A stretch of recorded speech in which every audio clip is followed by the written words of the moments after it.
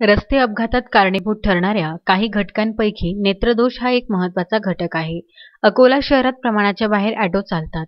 प्रवासी मिळवण्यासाठी दिवस-रात्र ऑटो चालतात. रात्रीच्या वेळी चालणाऱ्या ऑटो चालकांना नेत्रदोष किंवा रातआंधळेपणा हा दोष असला तर अपघात होण्याची दाट शक्यता असते.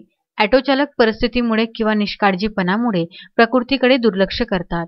अशा वेळीच नेत्र तपासणी केल्याने काही दृष्टिदोष असतील तर ते एखादी दुर्घटना होण्यापूर्वीच लक्षात घ्यावे व पर्यायाने योग्य उपचार होऊन सदर दृष्टिदोष दूर होऊन दृष्टिदोषामुळे होणारे अपघात टाळता यावे. म्हणून ऑटो चालकांसाठी रास्ता सुरक्षा अभियानाचे औचित्य साधून स्थानिक जुना कॉटन मार्केट येथील नेत्र कमलांजली हॉस्पिटल येथे भव्य नेत्र चिकित्सा शिबिराचे आयोजन शहर वाहतूक शाखेचे पोलीस निरीक्षक गजानन शेळके व नेत्र कमलांजली चॅरिटेबल हॉस्पिटलचे संचालक व नुकताच जीवन गौरव पुरस्कार प्राप्त डॉक्टर चंद्रकांत पानपालिया यांच्या पुढाकाराने आयोजित करण्यात आले होते. ऑटो चालकांसाठी आयोजित नेत्र चिकित्सा शिबिर हे 15 फेब्रुवारी पर्यंत सुरू राहणार असून दररोज जवळपास 50 ऑटो चालकांची नेत्र तपासणी करून त्यांच्यावर उपचार करण्यात येणार आहे.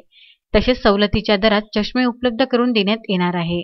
21 जानेवारीपासून सदर शिबिराची सुरुवात झाली असून उद्घाटनाच्या कार्यक्रमास शहर वाहतूक शाखेचे पोलीस निरीक्षक गजानन शेळके, पोलीस उपनिरीक्षक सुरेश वाघ, नेत्र कमलांजली चॅरिटेबल हॉस्पिटलचे संचालक डॉक्टर पानपालिया, सचिव डॉक्टर श्याम पानपालिया, सहसचिव सुरेश रंधाड, डॉक्टर आशिष पानपालिया हे प्रामुख्याने हजर होते. त्यावेळी वाहन चालविताना नेत्रदोष असल्यास होणाऱ्या धोक्याबाबत वक्त्यांनी अवगत करून एका चालकासाठी नेत्रदोष विरहित डोळे किती आवश्यक आहे हे समजावून सांगण्यात आले. सदर शिबिराच्या पहिल्याच दिवशी 45 ऑटो चालकांची नेत्र तपासणी करण्यात आली.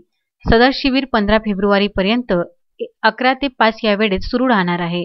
जास्तीत जास्त ऑटो चालकांनी याचा लाभ घ्यावा असे आवाहन पोलीस निरीक्षक गजानन शेळके यांनी केले. सदर नेत्र चिकित्सा शिबिर पोलीस अधीक्षक जे श्रीधर व उपविभागीय पोलीस अधिकारी सचिन कदम यांच्या मार्गदर्शनात पोलीस निरीक्षक गजानन शेळके यांनी नेत्र कमलांजली चॅरिटेबल हॉस्पिटल यांच्या सहकार्याने आयोजित केले आहे.